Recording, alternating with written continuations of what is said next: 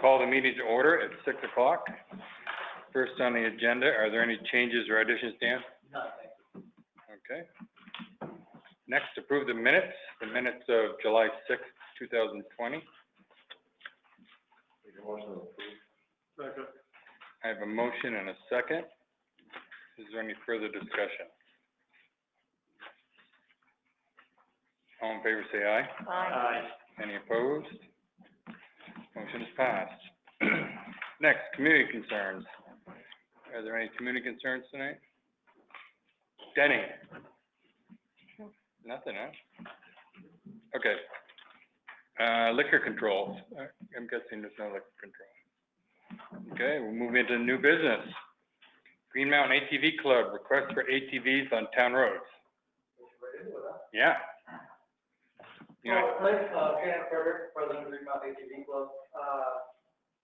Not a request for a specific road at this point. We're looking to feel the town out, see what their thoughts are in the future, and if there are possibilities in the future. Kind of looking at Newport as a guideline, how they're running things up there, and it seems to be going fantastic for them. Like everything new, this works, got its things going on, but economy-wise, I can't see any downfall up there. We would take some connections, we'd have to get some connections in, we'd have to get some roads going to get people into the town. But right now, even out of us, Bakersfield, Belvedere, Eden, everybody goes to Newport. And they go to Newport for the same reason. Something to do, places to see, places to eat, and things like that. And whether that would be feasible for this town and how it's laid out, it's always up for discussion with everybody. But we're looking to see where that would take and if the town is accepting of that idea. We up there, Scott Bennett, that's DLR. His way he does things is he throws it in the paper, gets 1 million people to run at it, and hits the town and kind of snowballs it, and it works for him. Not my way of running the game, I'd like to come up with town and say, hey, what's your thoughts on how it's working the economy of the town, and to work in the town and see how that could play out in the future. Do you know how Newport has it set up? Is it, are they allowed to go everywhere? No, they're not. That's what I thought. Well, I take that as when they started this whole thing last year, they had certain roads, and it kind of went in Main Street and down, and you could go to as far as East Side and a little ways up the hill. Right. He took that and he ran with it, and now they're almost to Derby within 2 months. So that's grown quickly, very quickly, and once you got public opinion in this part, it wasn't hard to run public opinion out to the rest of it and get it to work. And as far as I know, we've been up 2 or 3 times this year, and everybody seems grateful. We've had people come up to us on the street, thank you for coming in, this and that, The people we talk to, I'm sure not everybody's that way, but, it's gone pretty well for them as far as I can see it. In this town here, we've got plenty of food, we've got plenty of places to be, plenty of places for people to come visit and spend money for our concerned. And whether that will fit into the town's plan for the future, right. That's kind of up to the townspeople, but kind of wanted to lay it out there, get your thoughts, get your feelings on it, and see what, before I threw it, and ask the big question of all the people out there. Yeah. I spent quite a lot of time in Newport this weekend. Went and had lunch up there and hung out, and it was strange to see so many ATVs side by sides and all that. And I noticed they weren't going everywhere, but nearly everywhere, like you said, east side and. They've got a Walmart, I believe. Yeah. On that end of it. Yeah, and then I was over at Island Pond. Of course, you can, drive right up on Main Street and park at the diner there and stuff, and it was just different to see. My question is law enforcement perspective, Law enforcement is a big perspective of that. It's unknown, isn't it? It is, it's very unknown. Yeah. Personally, I can't think of any objection. Right. Like anything, it would increase your workload, everything, to a calls. Bill, But- do you have any experience with this? Pardon? Does Bill have any experience with this? No, my experience is a little off, I live up that way, so when you go into Newport, they're everywhere, but all of it seems to be controlled. Yeah. Just stopped at the stoplight beside you and, Anybody out of control, It's like everybody running normal. right, I don't think there's just anecdotally, I'm not aware of any increased EMS call volume from having them up mhm. and about. How about equipment needs for fire and rescue when we've got a mishap? Is the equipment that we currently have fielded sufficient enough to get into some of the rural areas that they travel and bring a patient out? I think I got the answer from myself, I just want to hear from you guys. Usually, without Cathal Johnson or Elmore, or Stone Mountain Rescue, depends where they are. I'm not worried about people on trails. Right. I mean, I go to Newport quite a bit. When we're busy, I'm not gonna be up there twice a week. I haven't seen no idiots yet. But But they're out there. you know, it's just like people on cars, motorcycles, pedal Yeah. bikes. It could only take a couple to make it back for everybody. You guys still allowed to ride Sugar Ridge Road? Yeah. How's that been working? Sugar Ridge, where, Silver Ridge, Silver Ridge. over to Max. no, I haven't heard any concern. I haven't either. I went and knocked on a door too, out there, and I talked to 3 residents on that road, and none of them have any objections, so I that's, mean, we've kind of tried it, that one road, but I don't see personally. Yeah. I mean, we're equipped to deal with any wreck on the town highway. Right. Whether it's, we've put out ATVs in Burton Yard, I'm sure we could get people out of them, we got the tools to cut roll cages and everything else, Mhm. so. The worst case scenario is bad wreck, we have the capability of taking care of it. But even now, if they're not on the road, we gonna have to rely on other towns. Like, we have the ladder truck, other towns have ATVs, tracks, litters. Yeah. So that's We one don't- good thing To be about honest with you, we don't have a ton of trail. God knows I would love a ton of trail, but most everything we've got is within your reach, definitely. And just doing enough traveling on the bike. I think Vermont's been missing the boat for years on what New Hampshire's been doing, mhm. to be honest with you. And you go to LL Cody on any weekend, you're gonna have more And there's no ATVs there than you are Yeah. cars. But they got major highways. A lot of people truck up there for that. And we've said it right along that Vermont's been missing out on that income. that Revenue. ATV riders can provide, like slow machiners. The only difference is ATV ain't as weather dependent. So, I mean, there's other considerations too, like, inspection of ATVs and exhaust systems, below a certain decibel, all that kind of stuff, The one good thing about this year in July, they finally enacted helmet laws.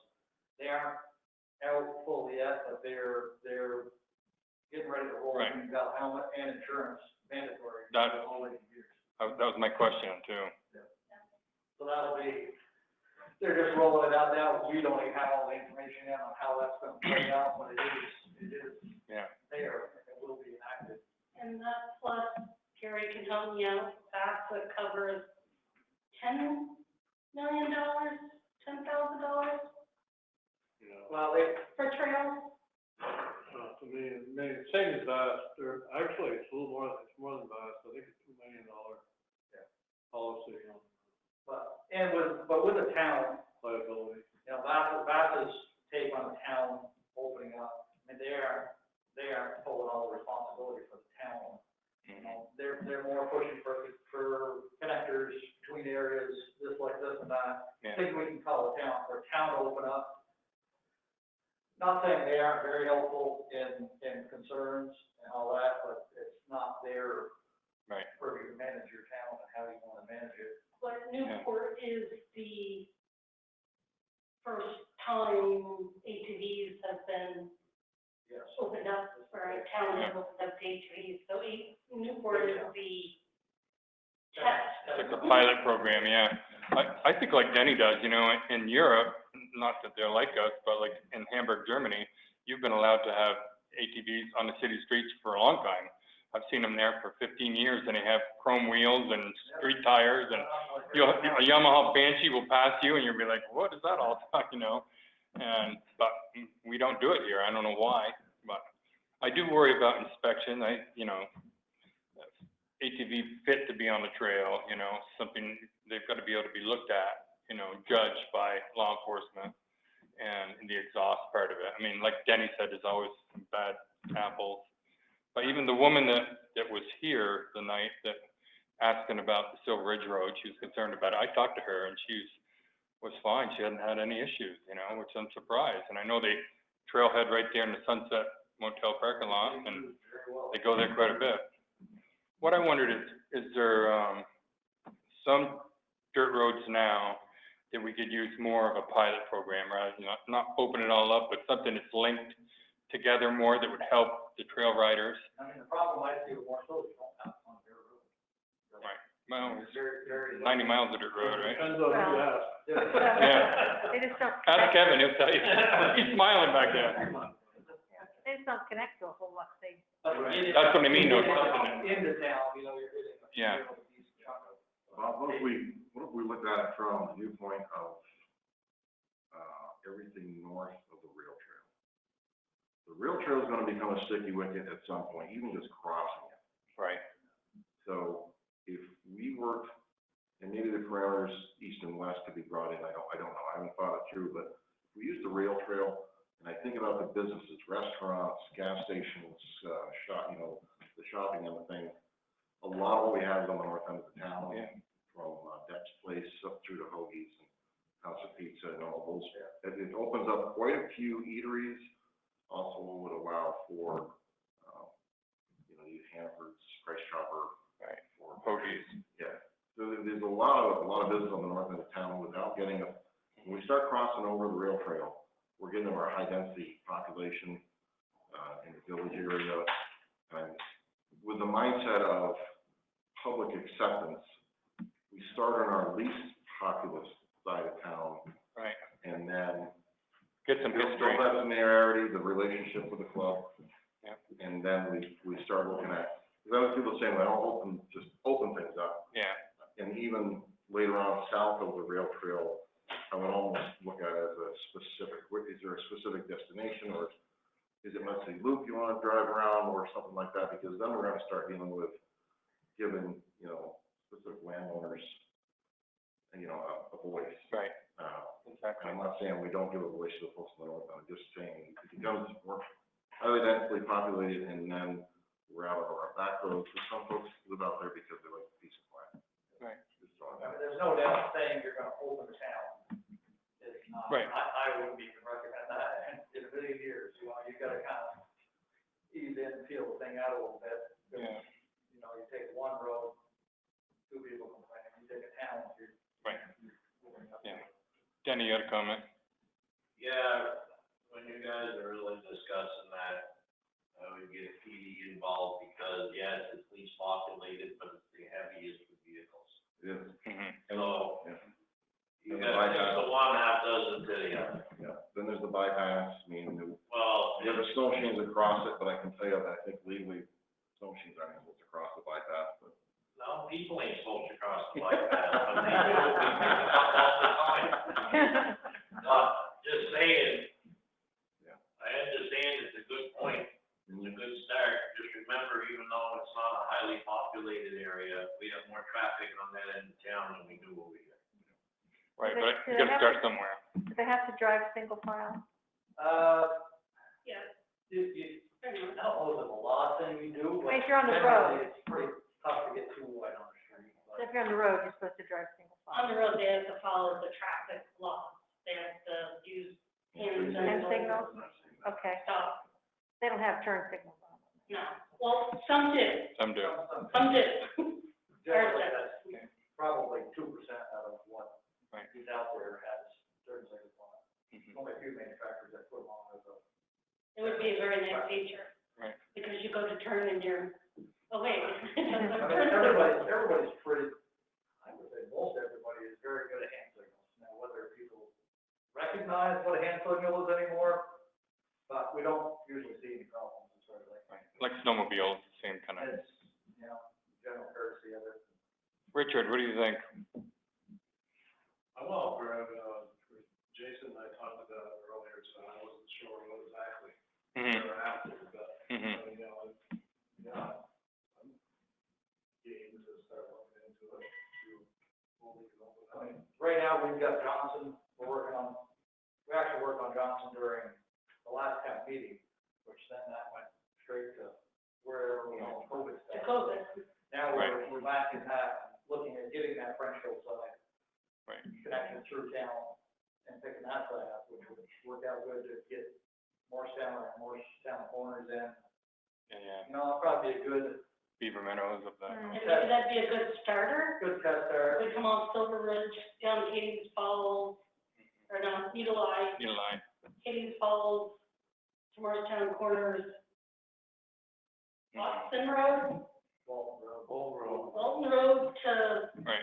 Mud City Loop and French Hill, yeah, back over. Do they have, maybe that would be a good starter. do they have lights on them? Like, do you drive at night? Yeah. I will be strictly, Brake lights, yeah. they're all standard. You have a comment, Jason? Road car cages. No, I mean, one day I counted 17, truck and trailer with the sunset. Yeah. That I know of, we haven't received, any complaints about, driving fast on, Silver Ridge Road, so, the majority of them are behaving. Yeah. Small stretch anyway. But I had a couple concerns on Center Road. I haven't narrowed that down yet to figure out the triangle pull the bike park, but they don't attend their offices anymore. Right. With COVID, we have suffered really bad this year. Everybody has been cooped up, everybody can't go to New Hampshire, well, not again, but. Yeah. So everybody's, for lack of better terms, taking their aggravation Right. out on the trails. Yeah. First opening this year was rough. First few weeks were rough, but it's settled down. I'd say we're down into norm now, but we're also with more machines now. Right.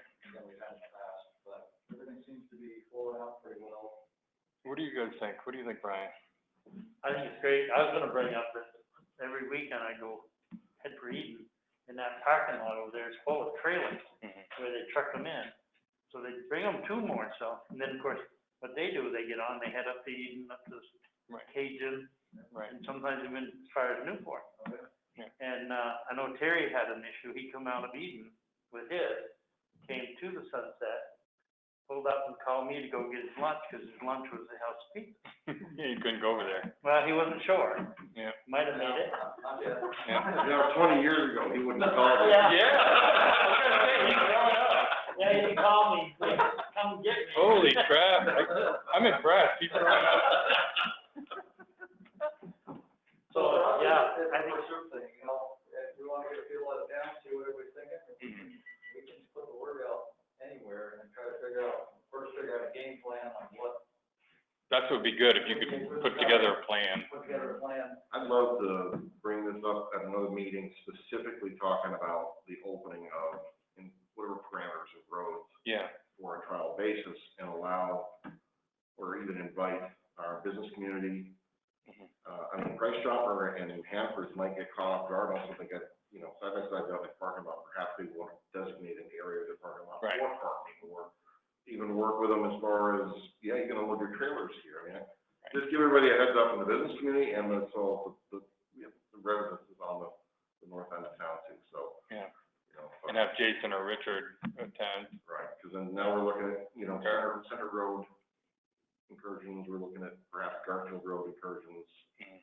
So where do these go? Are we gonna open it up to 15A? Right. Real trail crosses right by the river, so Right. I think that we need to study a little bit on the parameters of where we're gonna say, let's try this on a trial basis, get as many restaurants and, the places involved, and then go from there, but I'd love to have more folks involved in the conversation. Yeah. Judy, what do you think of that? Oh, I'm for it, yeah. I think it's just following Eric's guidelines. What do you think, Gary? It's like, snowmobiles were, you know, 50 years ago. takes a long time to get to where you wanna go, and ATVs are finally getting their respect in out there. And because Bassa has done a real good job, and as good as we can possibly do, to make everybody abide by the rules, but it's not Bassa's position to open up a lot of town roads. You'd rather have connector trails, roads to connector trails, but it's pretty tough to find trails, you know, Yeah. on private land. No, I think it's a good thing, and, I know, for instance, like Fraser Road, I know they're using Fraser Road, going down through there, maybe going up Trumbull Hill Road. Yeah. Get on the High Park Road, so, Yeah. what are you gonna do? I mean, you're gonna ticket somebody for. Yeah. And that's another thing, is you really, you know, coming up with that system, because you really don't have an ordinance here for law enforcement. Right. You know, as, like Hyde Park has, they have a ticket, not that it's used as much as it should be, I think, some of the times, but, Mhm. you know, coming up with a plan for how that would lay out Yeah. for That was offenses. That was a big problem for law enforcement, because every town was different. Nobody had a standardized, ordinance. And now, because a lot of towns didn't wanna require helmets on side-by-sides, or even ATVs, but that's out the window now. Legislature passed that, and they're required in Should be.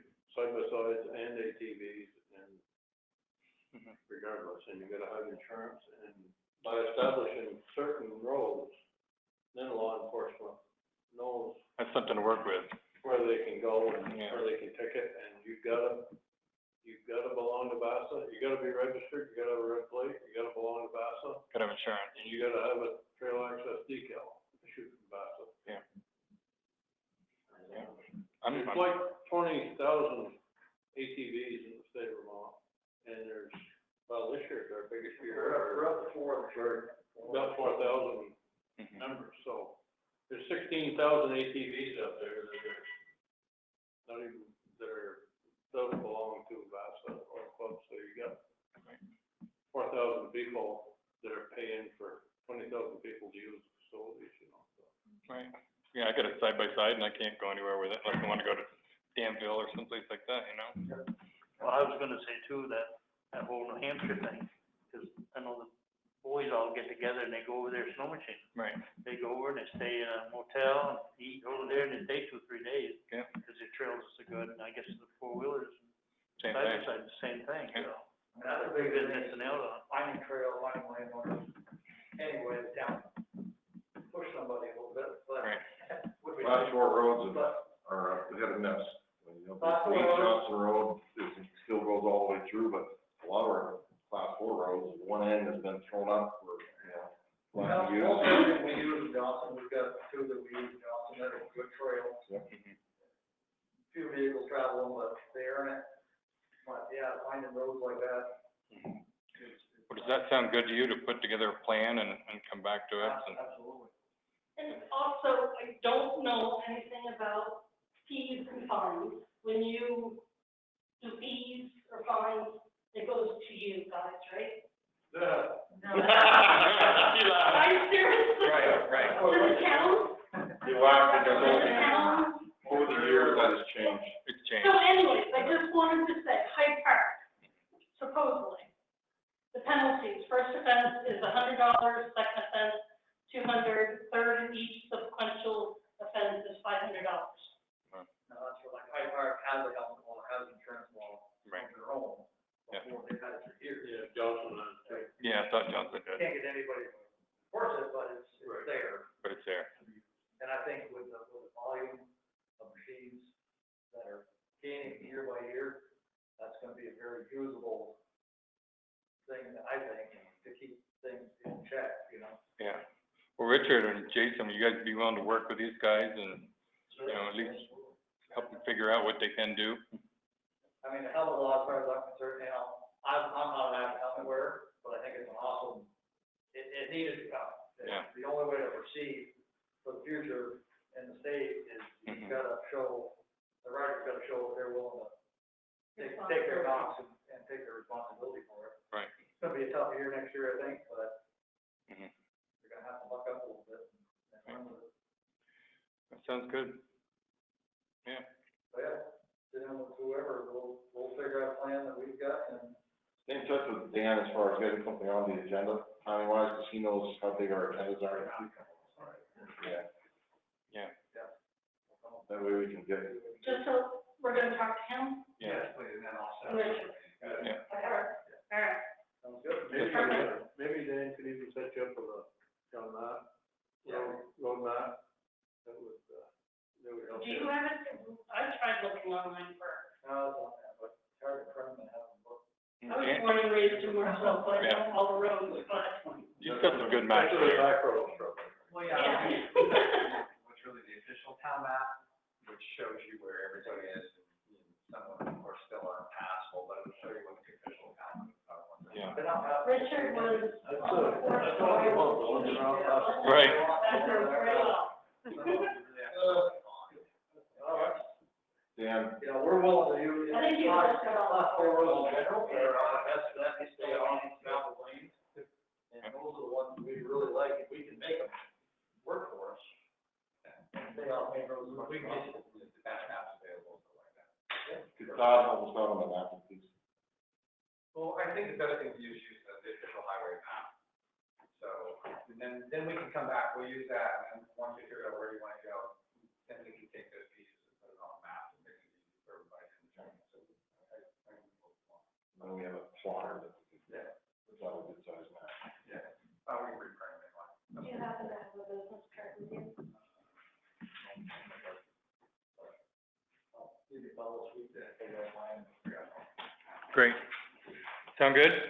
Perfect, thank you. Thank you for helping with this, because, I think it's a good thing. Do what you do.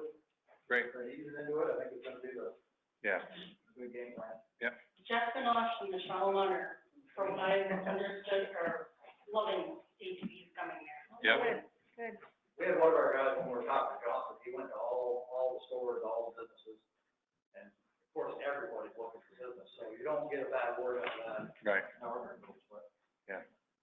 See what we do. Okay. Excellent. Thank you. Good. Thank you. Good. Thanks for coming. Thank you.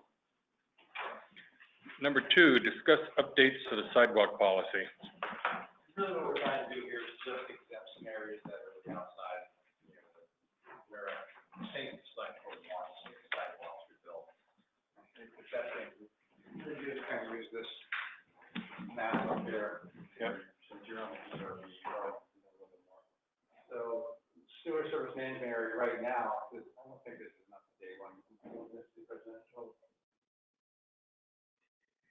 Extends way out now, and we're starting to build little Disney subdivisions out here. Right. Meadow Drive is probably the one that comes to mind, that's the one Todd used for reference. I don't think it's the intent to be building sidewalks. No, Marcus in order down 100. Yeah, Oh. so, Down there, Army Farm, just before that. yeah, so, what am I here? You were right down there. Yeah, I'm going the wrong way, I'm on Randolph. Mhm. So I think this is Morristown Corner, so this is the sewer service management area here, the end of that.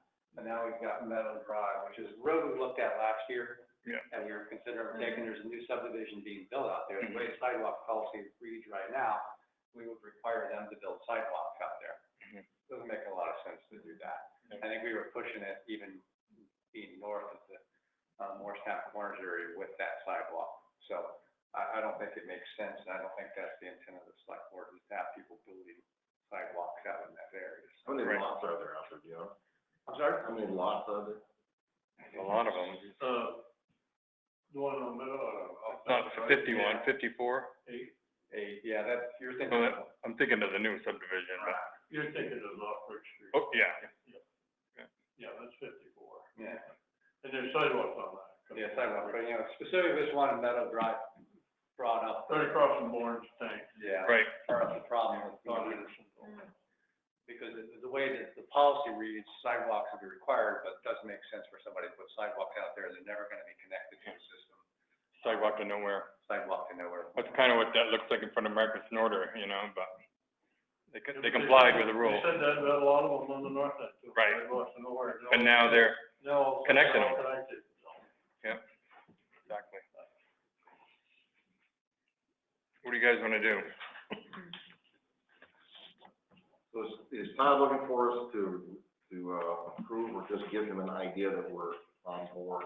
Well, you kind of, if you read what he wrote, he changed it, and if you're on board with it, you know, if you want us to come back to you again after you think about it, we can do that. But he's kind of highlighted the changes that he wants to make in there. Yeah. Yeah, I read it earlier. That makes sense. Yeah, it's,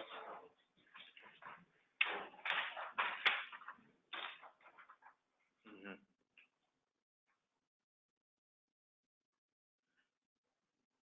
Yeah.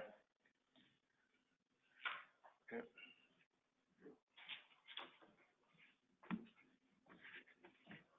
Yeah, I'd say giving me okay to do that. make the motion that we amend Morristown sidewalk policy to agree with what Todd has suggested here. Second. All right, I have a motion and a second. Is there any further discussion? All in favor, say aye. Aye. Any opposed? Motion's passed. Next, discuss the lease of Morristown Historical Society. This is something that Historical Society used to work on a while ago. Yeah. And we'll finally get something back, we're starting those drafts, and it really, the museum or the Lloyd House, different things that. Well, that way it won't become a coffee shop. I know they're worried about that. So it's only a lease for what, 50 years? 20 years. 20 years? 20.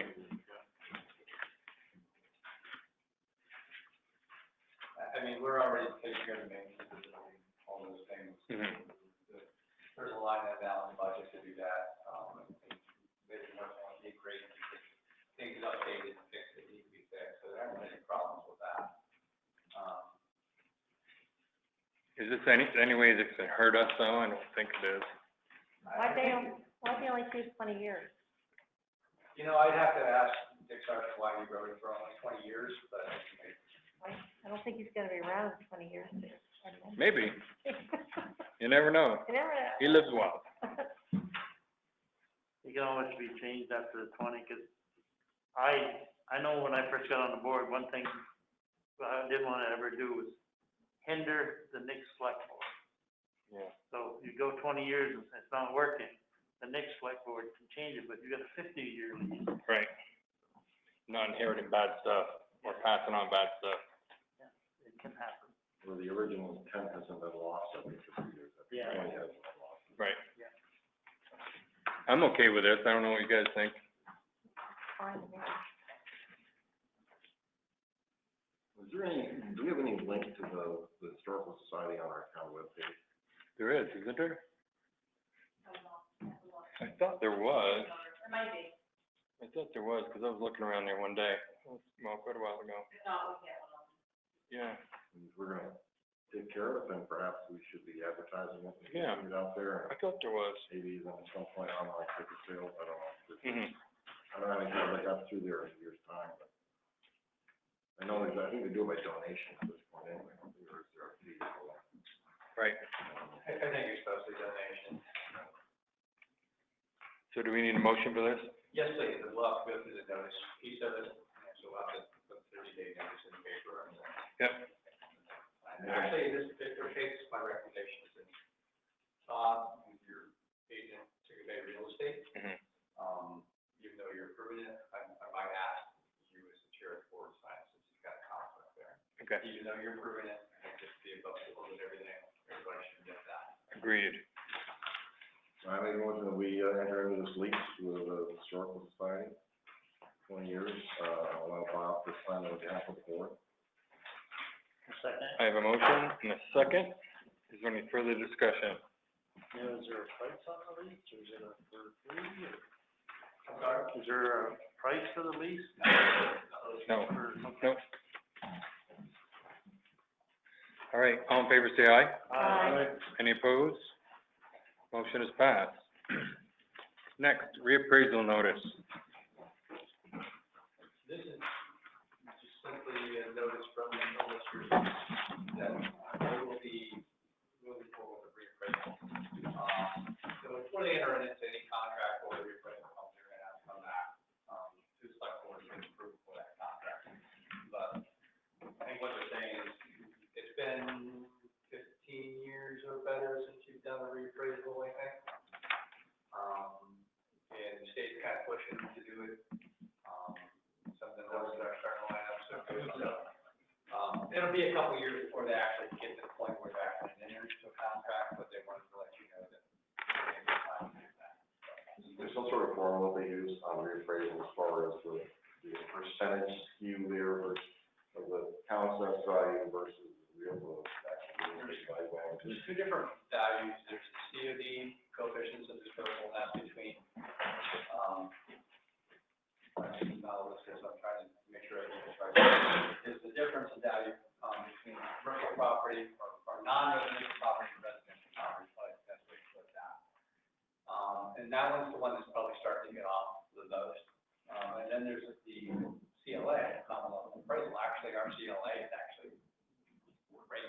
That's why Right. I was surprised to see this even come up with a gun on it, right? I thought our COA. Then there's also the timeframe. The state likes to see reappraisals done every 10 years. Right.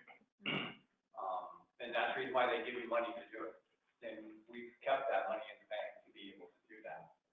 So the state really likes to see those reappraisals done every 10 years. Go with like the Act 250. Yeah. You're strong enough. Do they come out, they go out to everybody's house, or they send out a form?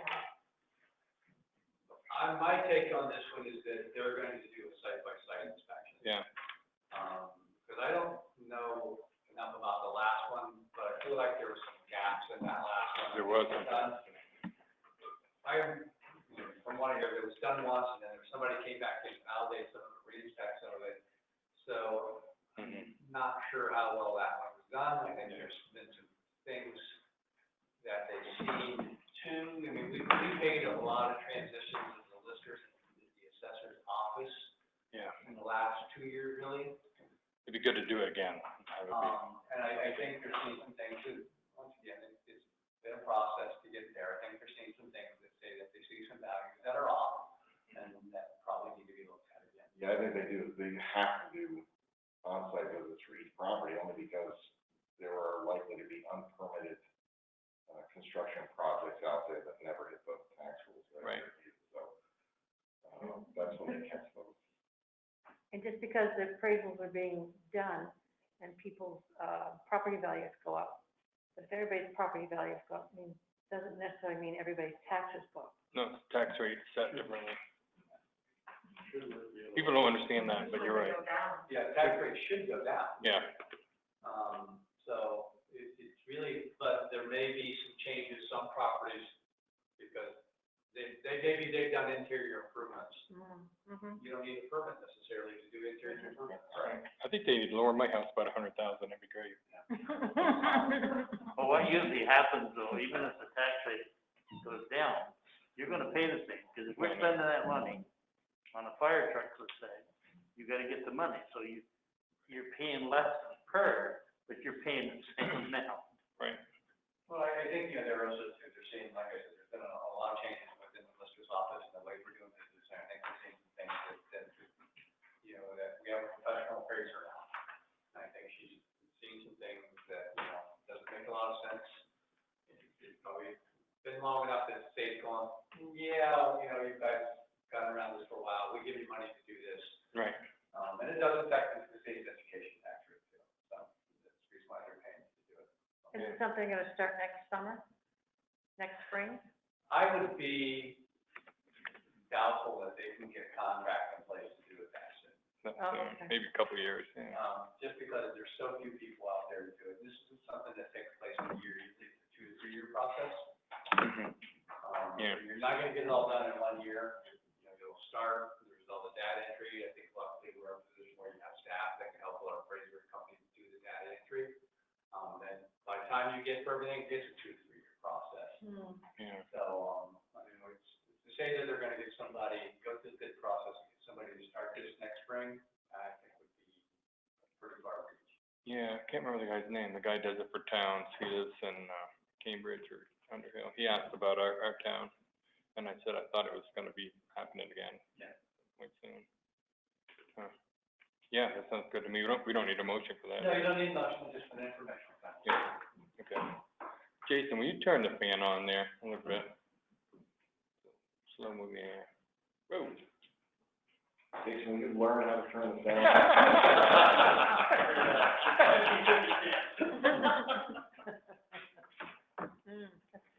That's good. That's good. That's good. That's what I needed. All right, next, discuss and approve purchase of Lucas chest compression system for EMS.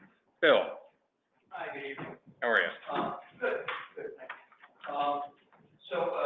As you're aware, cardiac arrest in pre-hospital, cardiac arrest in the field, that's an all-hands event for us, and that's why it's for our fire service colleagues, for, our police service colleagues.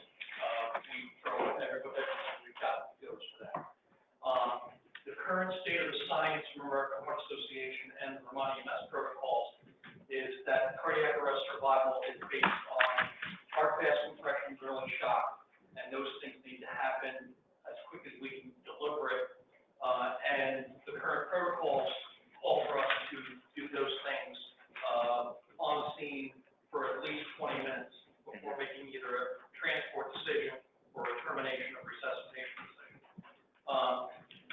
The state of science and the protocols call for us changing out compressors, somebody doing CPR on the chest every 2 minutes. That's a lot of personnel that we need to do that. We currently have a mechanical device for the old auto pulse. The Vermont Resuscitation Academy that all of our folks have attended, and the protocols call for chest compressions at 110 compressions a minute. This is not grandma CPR anymore. This is hard, fast, 110 compressions a minute. Right. Our current mechanical device only does 80 compressions a minute, the Zoll auto pulse. And that device has actually been out of service for the last 3 months. We've had constant service issues with Zoll, and trying to keep the device in service. The Lucas chest compression system is half the weight of the auto pulse. Its deployment time is a third of the time of getting somebody into the auto pulse because of the difference in the designs of the system. The Zoll system is a load banking system. The Lucas is a chest plunger compression system. Taking from personal experience, the Lucas device is one of the best resuscitation devices I've ever used. Previous places I've worked, it's been on every truck. It's from a personnel standpoint, from a crew resource standpoint, from a crew safety standpoint, of not having firefighters helping us with cardiac arrest, standing up in the back of the ambulance, trying to do compression all the way possible. Mechanical CPR is really the way to go. The Lucas device, especially the 3.1 that they spec for us, is the state of the art in this particular device. It gives us feedback through Wi-Fi connectability of how many compressions were done, how long the compressions will pause for, the whole gamut. It really gives us a better picture of the resuscitation effort. We budgeted $14,000 for this under new equipment back in the spring. The quote from Stryker came in at $13,596, and that included an additional year of on-site service warranty after the 1-year service warranty runs out on the device. So I'm asking for approval of the device. It's like I said, we've already had it budgeted, and this came in about $404 under budget. So I'm asking respectfully for approval of this device for the squad, and authorization of Dan to go ahead and sign the purchase order with the Stryker. I think this is drafting messages we make for you, because this is a sole source purchase as well. Oh, yes. Yeah, this is made by one company in Sweden, and it's marketed by one company here in the United States. And using this, you no longer do breaths, right? Just compressions. We still do breaths. We do it at a much slower rate. Yep. And the Lucas device will actually signal you when to deliver the breath. Oh, I wondered that. That's good. Yeah, it will give you both an audible and a visual Right. tone to degree of pay. Wow, it's really different than it used to be, you know? Yeah, we used to do slow compressions and lots of reps, and now it's completely upside down. Yeah. We do hard fast compressions and slow reps, and, Better success. the resuscitation rates are really phenomenal, because we've got the science pretty much right now. That's great. So you'll have to purchase another one for the other truck, right, eventually? Eventually, yeah, two would be great. We would obviously switch this device back and forth between, primary truck, whichever truck was primary. A second device down the road, I think my intention, when I asked for this in the budget, was to do one this year and one next year. When you look at our rate of cardiac arrest, in our primary response area, I would be happy to look at that second device being a refurbished device, which we could probably get a better deal on. Great. Do you want the motions? Judy? I'll make a motion that we purchase a Lucas 3.1 chest compression system from Stryker for $13,596.08.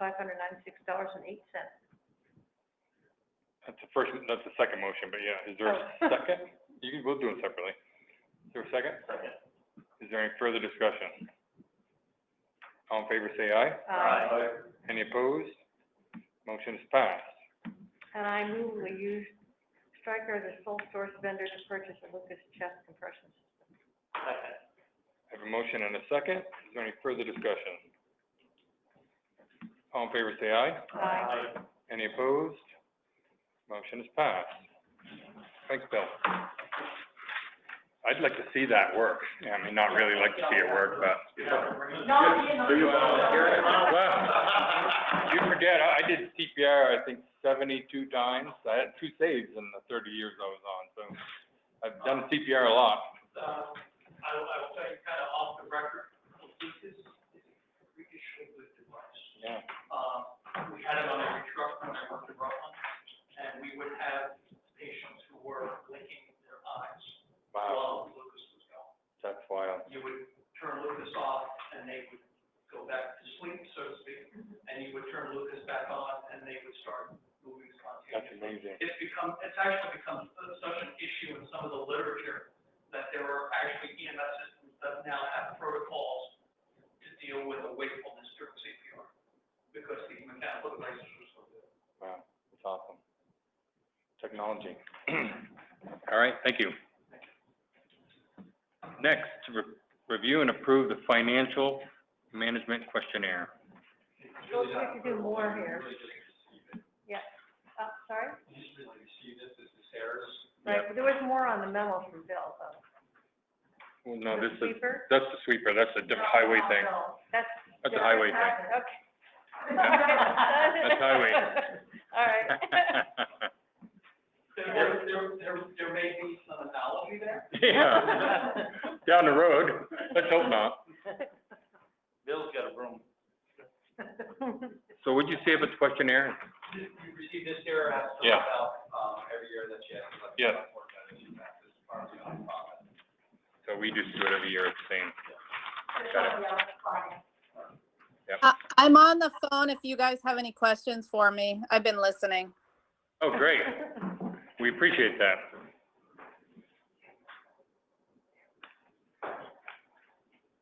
There's no changes. This is something that the state and the auditor requires every year. We haven't made any changes to how we do things in the past year. Right, so nothing's changed really. Okay, do we need a motion? No? You want one, Sarah? No? I don't know. Is Tina there? Tina Well, said she didn't think we needed one.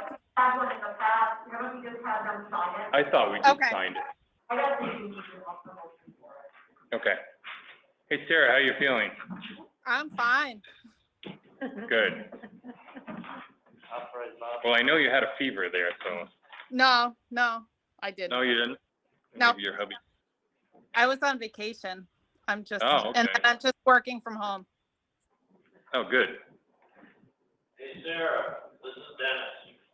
Yeah? Like, How could you tell? Did the flag come in yet? No, and I've been on vacation. I'll, text the girls. I haven't gotten any emails or anything from the state about it. Yeah, I haven't seen nothing from you, and I'm like, well, maybe it's coming from the slow boat from China. Yeah, could be. It's coming from the state. You never know. Hey, thank you. Okay. Thank you. All right, next, review and approve the purchase of the street sweeper. That's what you're talking about. Mhm. Kevin, you wanna talk about that? Well, I mean, right now, obviously, we brought over 5 different machines that went down on that. No, sorry. And the 2018 demo that's at the top of the list, it's got less than 200 hours. So really, with the warranty that's on it, it's the same warranty as it was a brand new machine. I don't see a reason why we couldn't go with that piece of equipment. It is one that Dougie has, stated that he would prefer. The guys tried it and they said they like that machine as well, that and Joey Luke, so. It meets all of our needs, and, the one that we're having right now, we bought it used, how many years ago? A long time, 2005. Yeah, so. Yeah, I was thinking 15, yeah. It's done, it's done a good job for us, but it's also tired. It's time for it to go. This one is actually only, we budgeted $200,000 for this year, last year's budget, $50,000 coming out of the, equipment reserve fund, and the rest of it will be financed, so really in the ballpark, we'll kind of guess. We're getting a 15,000 trade too. 15,000 trade. But it does what we need, and it's a good price for us, so, and we asked for the extended warranty on, so it's got a full bumper cover warranty per se For 5 years. 5 years on it. That's good. We like warranties. So that was my question about the actual motion, as suggested here for the sweeper. We have the 15,000 trade-in, 50,000 from the highway capital equipment fund. Which one we actually, is that bring us to the 214, or is the 214 minus those? Well, the 214 is gonna be total purchase price. So we're not gonna borrow money till it's time to borrow the money, so You're gonna end up having about $14,000 more than what we had budgeted for. That's Yeah. right. But we did that over what, 5 years on that? 5 years. So realistically, you got $14,000 for 5 years, we're not talking. I'm good with all that. My question is, are we subtracting, is 214 the purchase price of the equipment? And we're subtracting 65,000 from that, so, is that what you're saying? 214 is the price after the trade-in. That's what I'm looking for. After. Now, But it includes the extended warranty. Right. Right. Yeah, that's the question. Yeah, that's okay. So the actual price of the machine, if somebody was asking on the street, is closer to 300,000. no. No, it's, That's 214 plus 15,000. plus 15, 229. Yeah.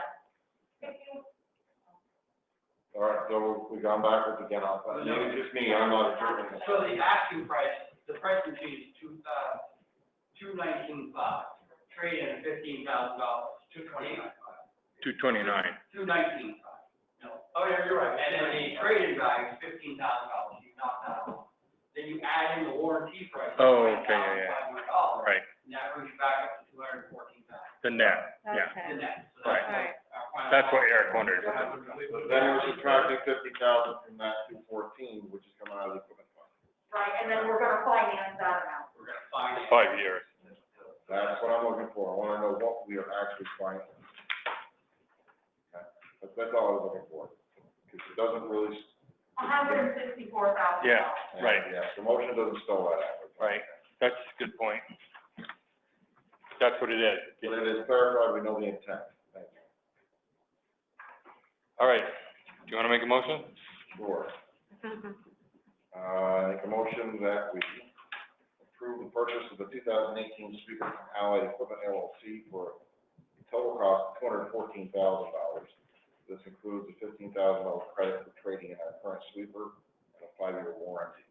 $50,000 to be utilized from highway capital equipment fund financing the balance for 5 years.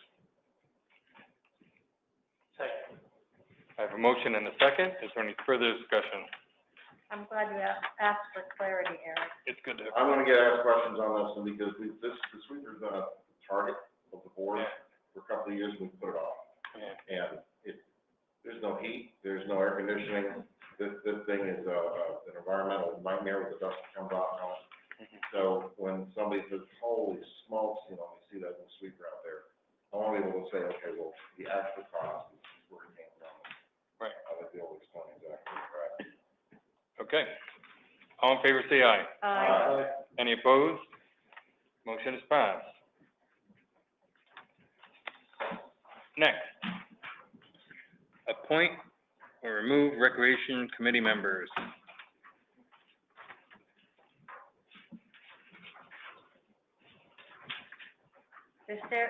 Sarah, did you want to speak to that?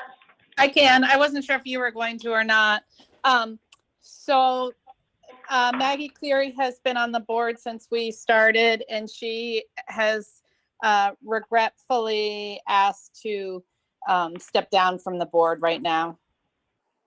Okay. She might come back on later.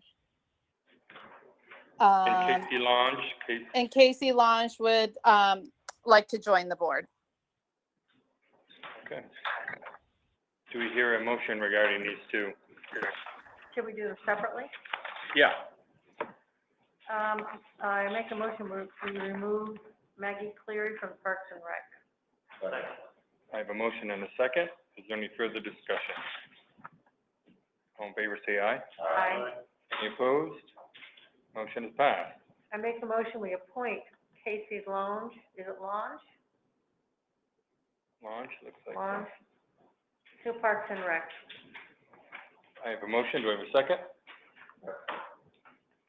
Any further discussion? Are the folks on the board, are these residents here in Morristown? Yes. All in favor, say aye. Aye. Any opposed? Motion is passed. Next, discuss and accept the COPS grant. So, Richard? in anticipation of trying that on the position of, last winter, we decided that, the comp grant became available. I don't know whether you board members remember, back in the nineties, applied and got through it. Yep. That's how they had it out for us, and that's where, basically where it is today. Cops grant, when we went through it before, it's very user friendly.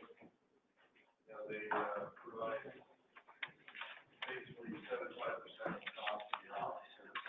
And then gradually goes down from there. This concept is officer, entry-level officer on the force. Throughout those 3 years, we progressively increase the town share, the federal share decreases.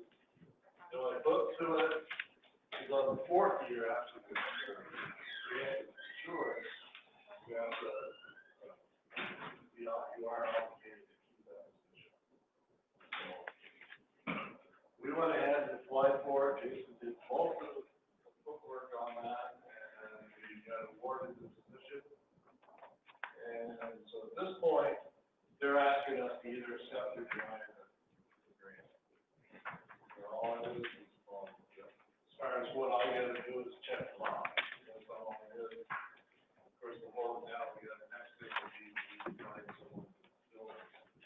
But that would be the extra officer, it would not be the position we're down right now.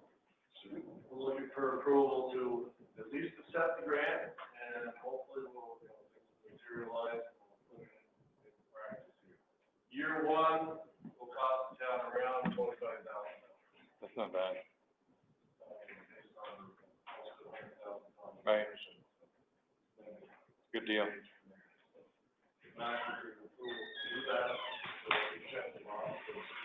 Right. Have it sitting there if we could activate it later on. That sounds good. This current year's budget, didn't we approve for? No. We talked about it, but we never. So I was in hopes toward the end of the budget, this year we came out pretty good, just basically because we were short people. We made it, I don't know. We do have some senior funds that are in the background. Might be the line, but there's quite an amount of money that hasn't been awarded yet, so we have that fund. Mhm. So we have last year, set the grant at this point, and then we'll get to the point where we'll have that. Yeah. Applicant apply for that. Again, I'll give you an update of where we're at right now for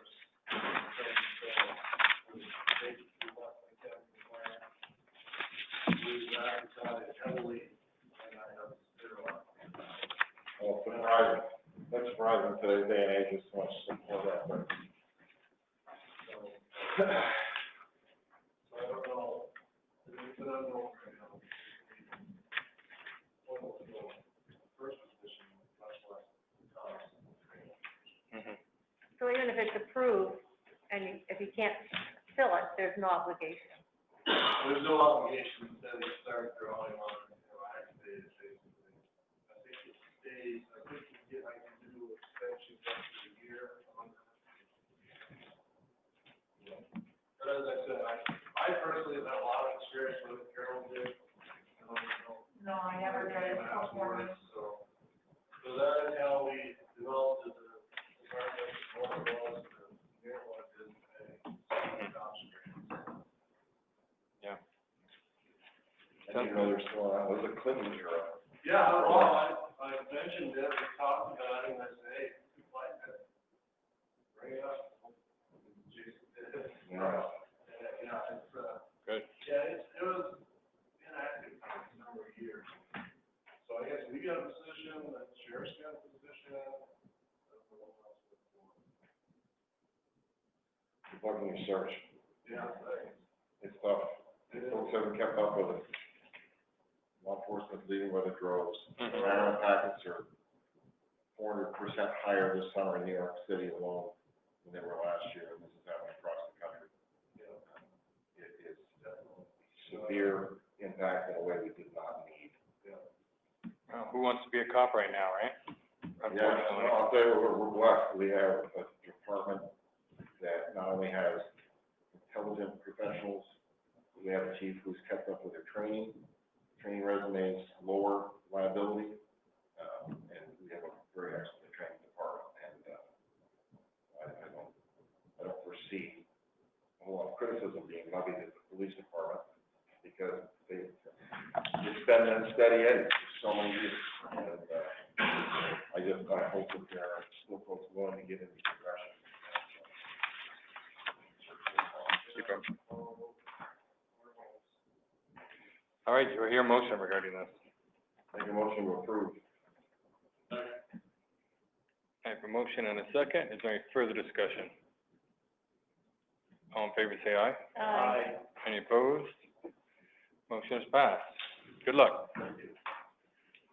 Next, approve the purchase of tires for the front-end loader at the village garage. My apologies on this, that was supposed to get a price, final price on these. Yeah, I didn't see it. Everything going on, pretty fast. They're 25, they're winter tires for the whole, for this coming winter. They're $2,500 a piece plus installation. Yeah, Put it above my $10,000 limit. Yeah.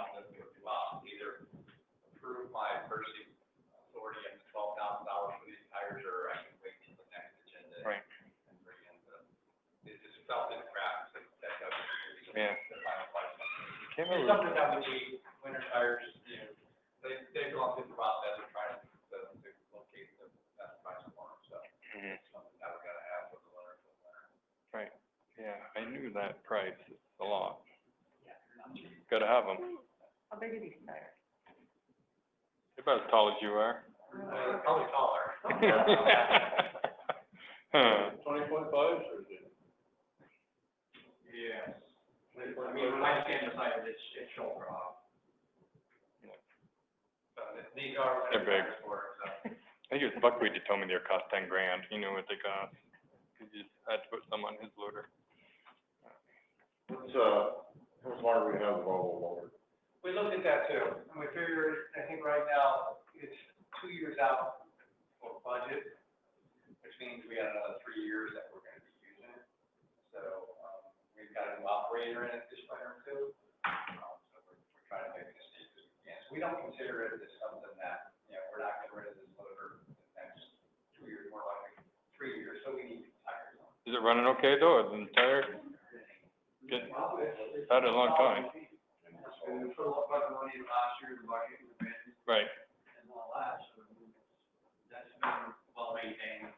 It's still a very viable machine at this point. I think it's, well, when we were going through the purchase of the last motor, it said that machine has only ever been in the Volvo repair shop once. Right. Knock on wood now. Yeah, it's been a good machine, and we put money into this, and we fixed some stuff in the cab a couple of years ago, as well, yeah. Some stuff like that, and they've done good maintenance on it, so, you know, when we're 3 years from now, it'll be time for it to go. But, you know, I think budget wise, the way we try to prioritize the equipment that we're buying right now, it's probably about as quickly as we can rotate it out, but, you know, it's there. These new tires are gonna make it too tall to go where it's going right now, probably. No, I didn't say mine.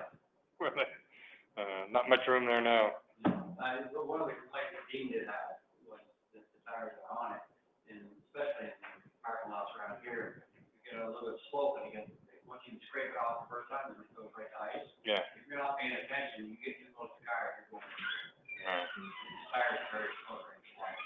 Yeah. The new winter tires, we have them on the Hyundai, it's just amazing, the traction.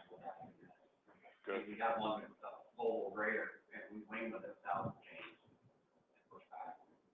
They don't fail. They're amazing tires. Great. Do I hear motion? So, And a second?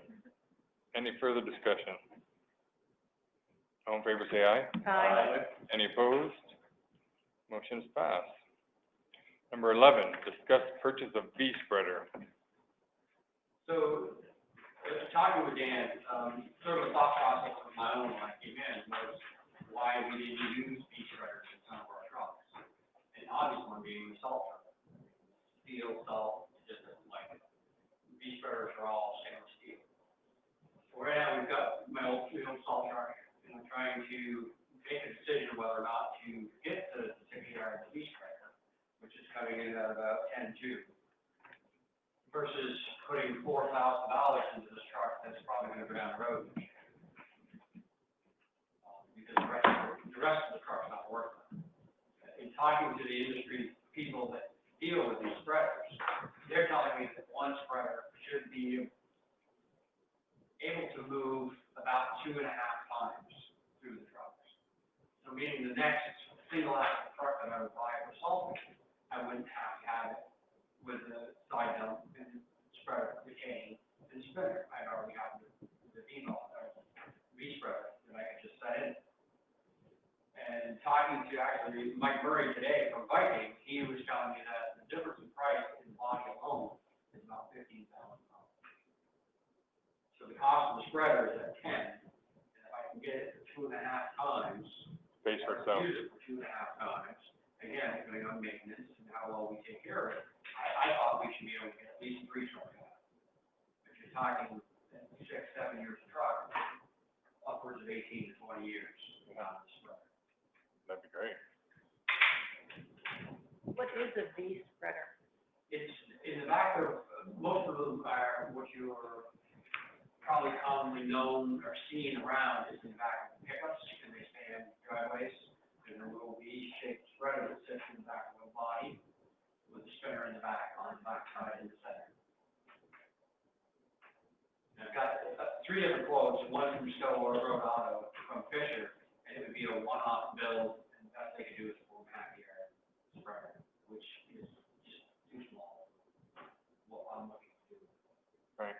Then I have one from HP, that's also a 6.5 yard spreader, and they're over the one from Viking by $469. And they're both comparable. I mean, one's a Swenson and the other one is a Salt House. And which are both very good reputable companies. So getting cars from either one is very simple. Gary, you have any experience with those? Just personally, I used to have one, just a Fisher, you know, in the back of one ton, but, I don't know, I think seeing more of those around as opposed to the other style lottery, aren't you? You are, I mean, right now in New Hampshire, especially in New York, they run a lot of them. The state of Vermont is starting to go that way. Don't know, they still do the brine tanks, so it's a little different for them, which is something that I really have no interest in. Yeah, there's pros and cons to everything. I just, at this point in moving forward, in purchasing the next truck, if I can knock 15 grand off that truck and then 15 grand off. It helps. After that, that helps in the purchase. If they really last that long, that's pretty good if they do. Well, yeah, well, and again, we have this salt neutralizer rate, wash it, soak it down, and then we oil up everything, like we put away from the summer. So when it is ready for next fall, it's ready to go again. A lot of it is the maintenance, which is key on the water dryer. Does that still have a chain conveyor inside? It does, it's hydraulic motor, spinner and chain. Yeah. So you still have the chain, and you still have the spinner on the back. Right. But the wear is limited, very minimal over that life of that chain, especially just using it for salt. Yeah. At this point, I don't see me moving it into a sanding truck, mainly because we need that body space to haul snow out of the village. Right. And where my salt truck, I can just designate it for that, and not have to use it to haul salt. How many yard bodies is that? That's a 9-yard block, 9 foot. The V spreader itself is a 6.5 yard spreader. I used to have a Fisher one for a pickup, you know, and it, would freeze up. You couldn't leave sand in it because it freezes up. Unless you had a heated garage, and I didn't, so I learned that once, and then, that was a pain. And I just purchased one last year for the pickup that I drove, to hit all my intersections after I plowed them, and it's saved a tremendous amount of time. And for doing bridge, we came across with bigger trucks, I use a small pickup. Yeah. They have automatic, you can just go back and open the gate up, if you have anything left in, you can spit it right out fast, you don't have to run it, spit it right out. I had a few people ask me after, after this last winter, why do we have a sander in the back of a pickup that never had one before? And I'm like, a lot of people asked me, I said, well, I thought it was because a lot of times you're going out to check what needs to be done. Right. And if it's slippery, you can put sand out right then, which kind of made sense. And they were like, oh yeah, I guess that does make sense, you know, before the guys in the big trucks get there. Right. I mean, if it's really just a slight little dusting of snow and the blacktop gets slick, I can just hit it with sulfur in the back of my truck. Right. And be done with it. Baseball Road is the one that always comes to mind, because Yeah. that one will freeze quicker than anywhere. Yeah, yeah. Down the valley, it's fine. It's pretty close to the model. And you never know whether it's gonna be the north end or the south end. Mm-hmm. It saved us a lot, that's probably saved us labor costs already. I bet. Because, you know, we're not, in time too, even bringing somebody in to do it, it's there, we're out looking at the roads already. Same thing with the intersections, we're not going back to the intersection, we're not bringing a bigger truck over. It's really, Yeah. saved us a lot of time and days of work right now. Makes sense. Makes a lot of sense. Mm-hmm. All right, we have a motion. Well, let's discuss, do we have a proposal for a purchase, or is this just a discussion? Well, I've got proposals right here for purchase. You just The one I'm didn't looking at is the 10-2. Yeah. Money's in the So it's budget? over the $10,000. Money's in the budget? We're gonna take it, part of it, we talked about this, I told you, that. I'm only gonna catch the feet. Yeah, that's because I have no idea. So, you know, we're gonna have to repair some anyway, so we're gonna take some of that, for equipment repair. Because we're gonna have to sit it anyway, so half of it's gonna come out there, and then we'll figure out where to take the rest of it from. But we're gonna take it out of the normal highway operating budget to do, so it's not coming out of the special budget. Or we're gonna do within the existing budget. But if you look at it, we're gonna spend $4,000 or $5,000 repairing the bed that we have right now to get us through another winter.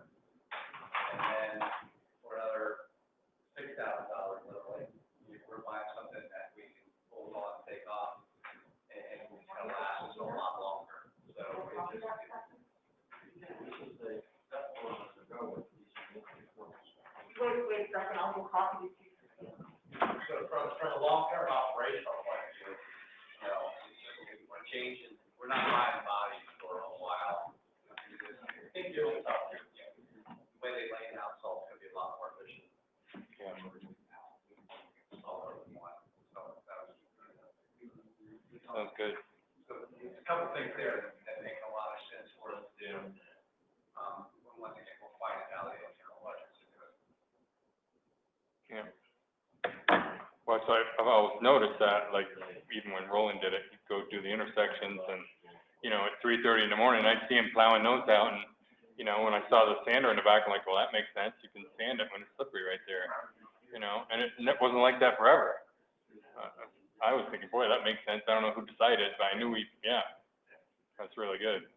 I had like 3 or 4 different people ask me about that. That's good.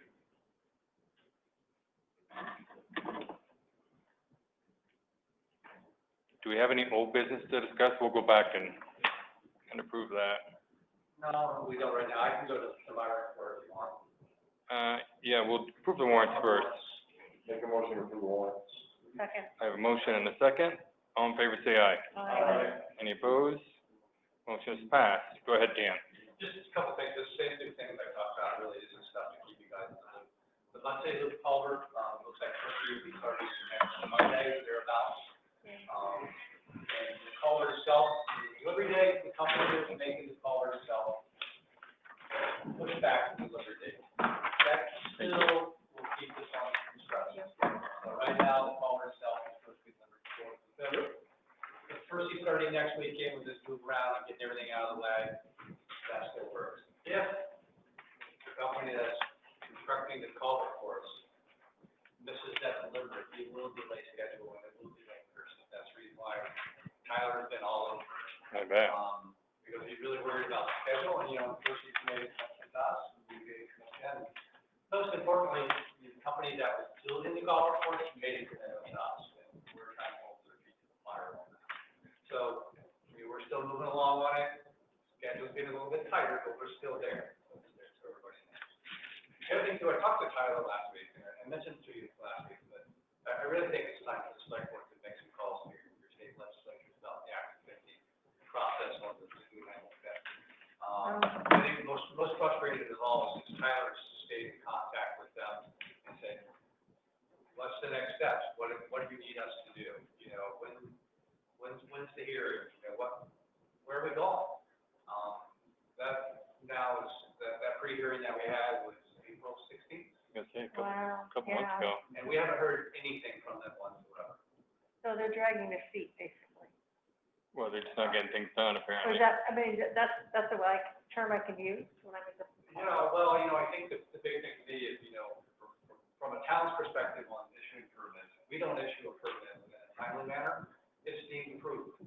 You know, we have timelines that we have to follow. I think it's very frustrating, for us, you know, staff, and engineers, and everybody else that tries to go out and get the Act 250 projects through, is there's no consequences at the Act 250 level if they don't respond or get anything done. But, you know, once again, I think we've done a really good job of putting together a really good application. We've submitted it, and we just want the due process to take place. That's all we're asking. You know, and we want to be able to keep this thing moving forward. Kevin has done a great job with the pit. You know, this year he's found enough sand and gravel, not gravel, but sand, you know, to get us through another winter. But we submitted this thing quite a while ago, and to get no response, I think, is really, really frustrating. We haven't heard anything back. Gary, do you have anybody you could reach out to at the state level? Just, coordinator, Susan Bear, the one, Josh, but I think. oh, we'll go. Yeah. I never talked. You haven't dealt with them? I can call Susan and find out, but as far as, Well, Rich, no? unless you need something, you probably. Right. Get much response. Well, that's what I figured. You'd know somebody that,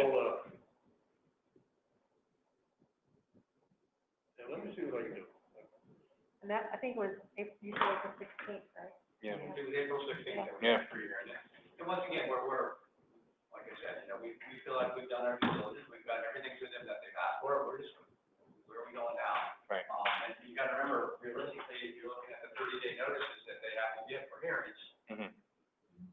past that. Yeah, see, I'm surprised that they don't have, because typically they have a timeline they have to follow. But typically what they do is they wait until, they get 45 days, they'll wait till the 45th day, and then they'll send another notice. Yeah, but we haven't heard anything at all. So I think that's the most frustrating Yeah. part from Tyler, that he's telling us, you know, you can't get a response out of him. What's next? Where are we on? When's the hearing? When's the on-site? You know, we're starting, you know, if we don't get this thing warranted until August, and we're up there in September, then we're, realistically, there's a chance that we could not have a good decision this winter. For next year. We need to do another site hearing or anything like that. Once we get into winter, Mhm. you know, there's no opportunity to do that. Mhm. So the last thing that we need to do is get into, you know, the November, December timeframe where they're trying to do something on site. And, it just, I think, Tyler, you stayed on, you talked to him, he's emailed him, but I think his most frustrating point is he hasn't heard anything back on. Maybe one of us, or, I'm gonna hold of Tyler and see who he's contacted and. I can forward you some emails that way. Okay. We can link you up. I have to get hold of Secretary Julie Moore. yeah. I'm happy to talk to somebody, I just don't know who it is, but I know with your experience, Dana, you can, Because I've met with Julie 2 or 3 different times, you know, and stuff. Yeah, I just think that's, you know, tell us what we need to do. If we need to change something, if we need to do something different, let us know. But- right, if we've done something wrong, we wanna know that too. Right, we also want to keep the process moving. There's a dollar sign attached to this. This isn't just about convenience or inconvenience. This is dollars and cents for our taxpayers.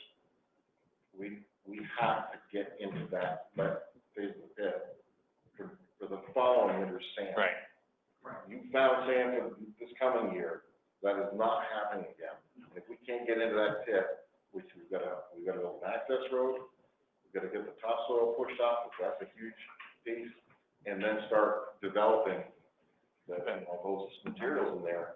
Takes a lot of time to do that. You can't do it without a permit, and that means next year, if we're looking at purchasing our sand for the winter 21-22, I can't even imagine the cost right. of the purchase that sand, and that's a crime for our taxpayers since we own the gravel pit. Mhm. Just start pushing topsoil, they'll come. Yeah, Them and all the neighbors too, so. I was gonna say, just put something across Don's driveway, they'll be here the next week. Show up then. Yeah, they will. All right, It doesn't hurt, maybe you have to go your call. that's it? Okay. Let's go back to that, spreader. I'll call him. The front pages, That's the one. Yes. That's the one I'm looking is at. there a warranty on that one? Oh, it's the 1 year. 1 year. 1 year warranty. Any ability to get an extended warranty, go down to the first one? I make a motion that we approve the purchase of a salt box 6-yard length, that's right? Yep. Then was V-box spreader for replaced, $10,200. Second. I have a motion and a second. Is there any further discussion? All in favor, say aye. Aye. Any opposed? Motion's passed.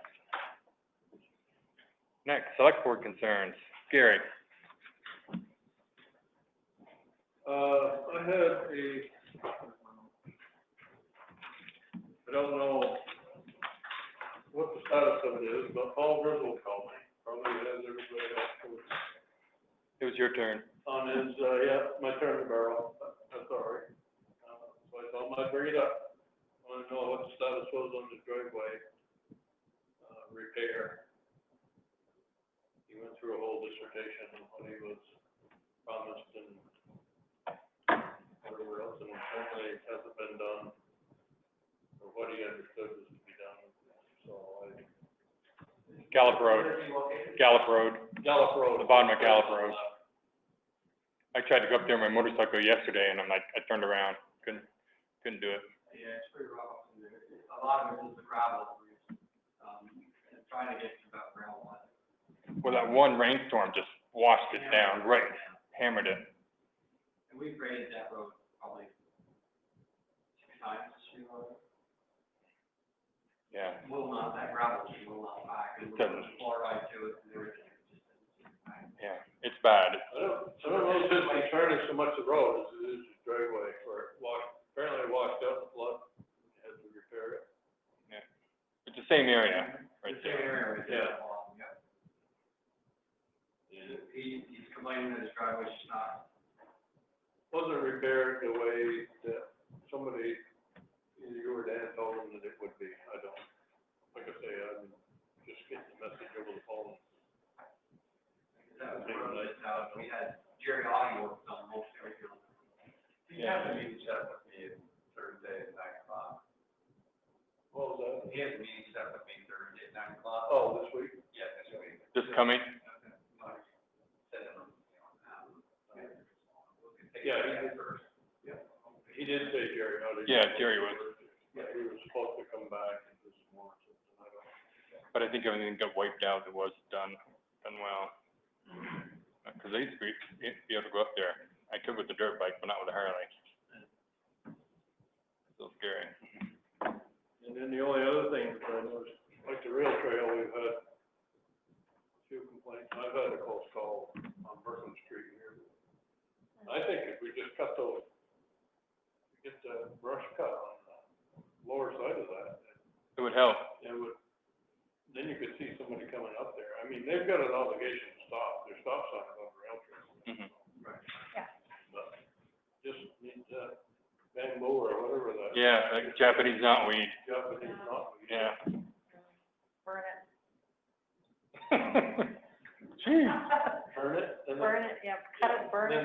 Then the wind takes it and it starts everywhere Cut else. it, burn it again, just keep cutting Yeah, and you'd be good for. Yeah, that's wicked.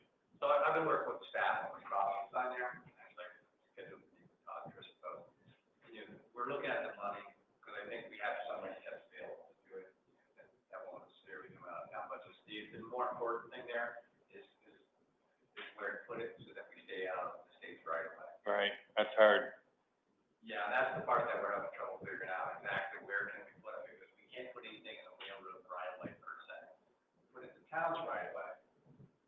We talked to the agency of transportation and given a permit for that, put it in the rail trail right away, would probably be a never-ending nightmare. If you're actually fifty permit, it's like a piece of cake. That's some perspective. But I'm not sure, I think if that brush was got, you got good visibility, all Right. the other sides. The other Coming three down the sides- hill, what I have had that hit the brakes quick, because they, all of a sudden they peek out of the brush. And I don't necessarily know that even, you're talking about a flashing light crossing the line like we have up here, that could actually be up the hill. Yeah, what about, It doesn't actually have the No. half that intersection, but. Right, we're trying to figure out why the right of way actually is for the railroad there, because it varies. So if it's a 50-foot wide, wide right of way, then we gotta be more than 25 foot off center of that, with those flashing things. Which I think is still doable. I'd rather put them closer than if I can, yeah, just for making them better function. But to be honest, I will never get a permit from the state to do that. right. Put it in the railroad, the rail trail right of way, probably pretty slim to not. Maybe Rickard. When you get it closer to the road, if you go up the hill further on Brooklyn Street. It's not closer to the road, it's closer to the rail trail itself. As close as you can, but without the right of way. So we're trying to figure that out, and then, money-wise, I think we'll find enough money in the budget to do it. And there's other grant money that's been out there, hasn't been used for a while, that we can use to do it. It's really where we position them to make, stay out of the rail trail right away, that's the hardest part there. I'm just suggesting don't put it on the rail trail. Right away, I mean, they're gonna be quite a ways apart from the rail trail Right. itself, to make them functional, so. But it's coming down the hill, as much advance warning as you get, but if we gotta come 25, 30 feet up Brooklyn Street in order to get it closer to the roadway, so with more visibility to the operators, I don't see that's a horrible issue. It doesn't have to be right on the rail trail. Yeah, like Rickard's apartments or something like that, or Jim Page's. That way we're not dealing with that right away issue. And that's what we're looking at, we're just trying to make sure we have everything right, and if I were out of money, Denny. Hey, Eric, you have to push a button on that light to make it work, how far away The you are. button can be right there on the rail trail. No, we can't put anything in the rail trail. Tell me how that works. Why is this, you're right, people Some stop, some don't, but it's just like crosswalks in here. Some use the lights, some don't use the lights, you have to pay attention. Why is that one section of rail trail having crosswalk? Because that's where a lot of people go. Volume of traffic. Yeah. Busy. Why isn't there a crosswalk on 15A? How come there's not a crosswalk on Willow Crossing? Why does that one piece of rail trail go through this every time? People almost getting hit or getting run over because they think they can outbeat a car. And they don't stop, or a car's right there, just like here. I just wanna know why that one 25-foot section of rail trail has a yellow stupid sign in the middle of it, not a crosswalk sign. I think, for me, it's the fact we recognize that we have a hazard in the village based on foolishness at some level, lack of accountability on the folks walking the trail thinking they're gonna, it's a crossing you need to stop. We don't have one end to the asphalt. But I would rather, I mean, volume of traffic on, at that section by, the lumberyard down here, certainly sees a lot less vehicle traffic than Brooklyn Street intersection. Yeah, just not. So it's just, to me, it's the safety thing. We recognize the safety issue. If there's something we can do with a mechanical device to make that more safe and keep the operators from having to go through that, then to me, it's worth the money to put that in.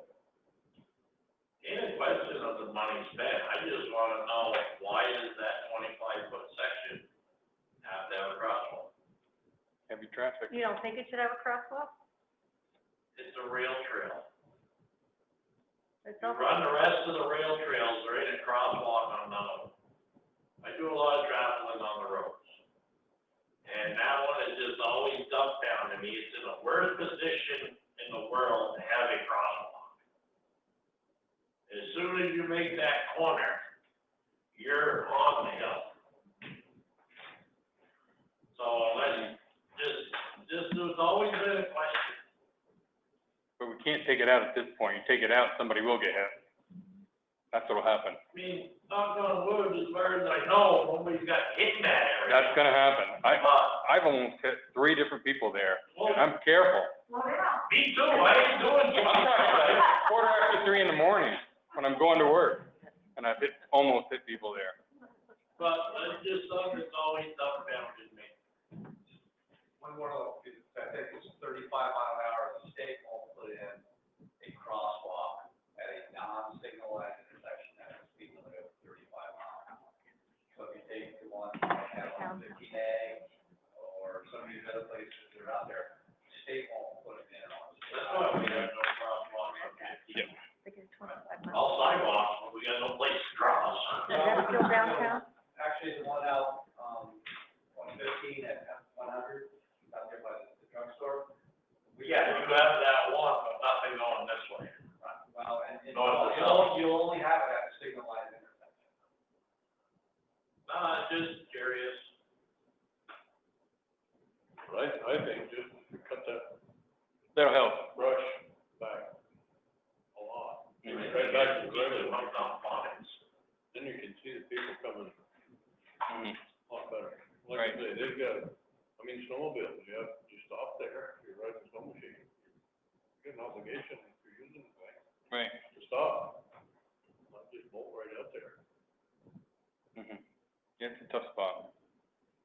Anyways, Judy, you have something? Yes, I'd like to bring the board's attention to talk about downtown designation. Not right now, but to look at that maybe at our next meeting. Yep. And, I've been doing a little research on it, and I have a little pamphlet here, and I know the town's been in the process before.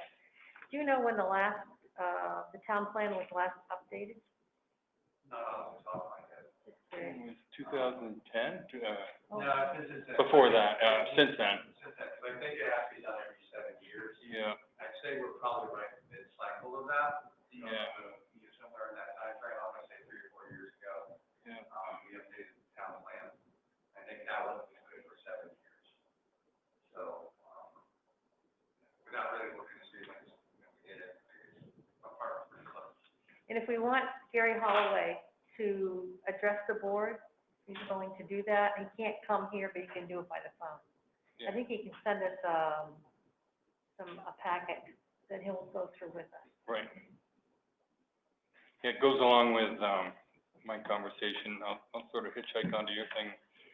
That I got a call from, David Ford, who's the chair of the Memorial Housing Partnership. And he was wondering how we were doing and our, relationship with LCPC, and I told him I thought things were great. You know, we've got 2 new members of the board, and, we're pushing forward to try to get our designated downtown back. And that's what I thought anyway. So then I asked, I actually called Tricia right after that to ask her where we were. And she said, well, I haven't contacted the state yet. And, I think that's what we want to happen. That was part of us joining LCPC again, I was thinking, is to push forward to try to get that again. And I know it's a long process and it's not overnight and everything, but I know they've done it before, you know, she knows what to do. And David's big thing was, he's gonna put the application in again for November 1st, I believe, for that project on Hutchins Street. And it'd be nice if we're well on our way or, you know, getting there. And I think if, at least we start now, and Tricia said, I'm happy to start tomorrow, call us, contact state. But, I think I talked to her just before you talked to her. oh, really? So it's just something that, I've been thinking about. Yeah. It's like, we talked about this, but we never. Yeah, In the spring, I think. I thought we had, In the spring, everything threw us off. yeah, There was nothing normal about the spring, so we kind of circled back around to some of that stuff. I circled back around to that today, because I saw some of the things, the same things. yeah, We talked about this in spring, things went haywire once, we're in a position to do it. So I think probably maybe 15 minutes before you called her, I talked to her about it. yeah. And She must have been going, huh? yeah. That's why she was, why you call me again? I already talked to her twice today. Yeah, so, but it is a long process, and, the thing that kind of triggered me on it too is, of course, Jim Levinsky is gonna have his hearing again. Right. On the next agenda, I believe, and talking about the downtown designation. Right. Well, I had thought we're all in support of that project, and we're gonna try to do what we need to not have the town hold it up. So I think we need to vote on it. We don't need to do it today. We could, because we're kind of like at the end of the meeting, but, so I think we need to have in the minutes that we voted on and accepted it, the town has done. I don't know if we do. Don't we? Well, Anyways, we'll find out. Why don't you, just think about the, to have town staff, start a process of applying for designated downtown. That's good. Does that sound good? I make that motion. One second. Motion and a second. Is there any further discussion? So do you want still Gary Holloway to talk to us about it or not? I think what was the timeline for the last approval? Because Todd was here when that happened. Yes. Realistically, I think to get through the whole thing, you're talking a year. Yeah. Right. But Todd has familiarity with. Well, it's really gonna be Tricia. Yeah, it is Tricia. She's, So why don't I do this? Tricia's been through the licensing, the reasonable process, and she wrote the application before. And she's very familiar with Gary, and why don't we put her on the next agenda and have her come in, and she's been through it before, she ran the downtown designation program with the town before. Have her explain to you what you're gonna need to go through. But just so everybody knows, this isn't definitely not a 3-month process. Right. Definitely not a 6-month process. It's more like a year process to get through that. yeah, Even the redesignation was a year-long process. They start you out on that state level. That's just for a redesignation, where you've got an existing one in place now. But I think to get through the, brand new application, get everything ready, Tricia working with Gary, to get that in place, and through everything. I think you're probably talking about a year, maybe Yeah. short. that's why I was confused. We hadn't even started it yet. I'm like, I thought that's why we voted to get back in, back into the aligned with LCPC is to get our designated downtown. I thought that was the main reason that we. Right, joined again. I wasn't aware. Would being Well, let's in do the it. process of applying to downtown be enough for LHP to get their grant? There's more than just the one piece that grant education and the financing and adjusting down now the education. Right. I mean, there's A lot of pieces. There's a whole scoring block that they have to go through. But that helps if we are. They do get points to do that, so, so it will help the process if they were there. Yeah, David Ford was very good at explaining it on the phone, and he'd be a good one to talk to, too. He said he would be happy to come in here sometime and explain it to us, too.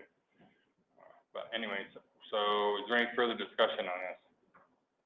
All in favor, say aye. Aye. Any opposed? Motion's passed. Thank you for bringing that up. Thank you. Brian? My only concern, I just wanna know what's happening to Octo with the bathrooms. Actually, we've been working with Donnie, so we've got a contract. Looks right now, actually, we've got email from today, it looks like the end of August, we start construction on that. Schedule-wise, for a lot of construction companies, we were trying to get in there first of May, that didn't happen.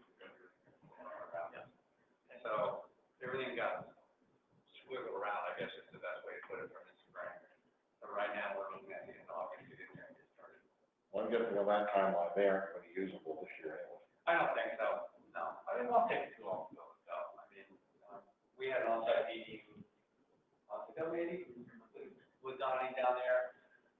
It's a pretty simple thing to build, so it's not gonna take them too long to build it, but. But will it be worth it to turn it on for a month and then have to turn it off again? Or we just leave it for a season? Yeah, we'll see when we get it done. Probably depends on if there's anything going on. You know, if you got events going on, I think it makes sense to have them. Yeah. So, it's there, we can use it. Okay. Eric? I just throw out the pavement out of the corners, awesome. Love them. I did road today, this morning, going home from work. Did a great job up there. The town guys were up there today, putting the edgings on. And, yeah. That was nice. I'm glad they really did so quick. I was just wondering what took them so long. Yeah. It was like, Went up there at 1 o'clock Friday afternoon, everybody's gone, it's all paid. yep. Oh, yeah. Saturday, Friday morning. Nice. Good, and I'm all set, I just had a downtown designation part. All right, other business. So I have a question about, I have like, the 3 sections to this. Do I need to read all 5 motions in order to go into executive session on this thing? Yes.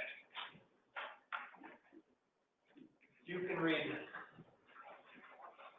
And we can do this. There's one for the real, there's one for the real estate, there's one for the Let's employee. do it like this, make it, because this one doesn't take, this can do all by itself. Thank you. Okay? Maybe then it Okay? Okay.